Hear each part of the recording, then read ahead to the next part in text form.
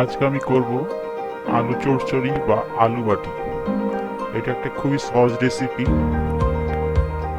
এটা আপনি রুটি, লুচি, পরোটা বা মুড়ির সাথে খেতে পারেন বা পরিবেশন করতে পারেন।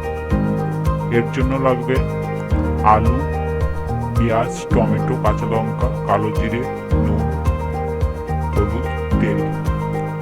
আমি যদি এর মধ্যে পেঁয়াজ না দিই তাহলে এটা নিরামিষ আলু বাটি বা আলু চচ্চড়ি হয়ে যাবে।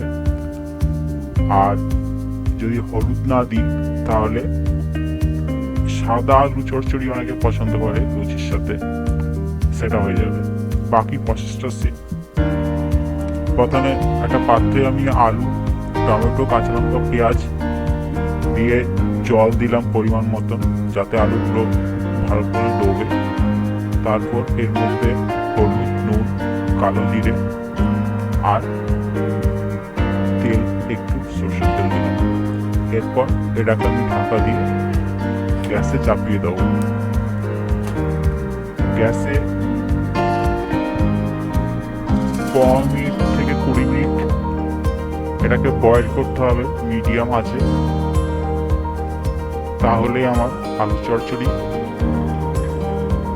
হয়ে যাবে।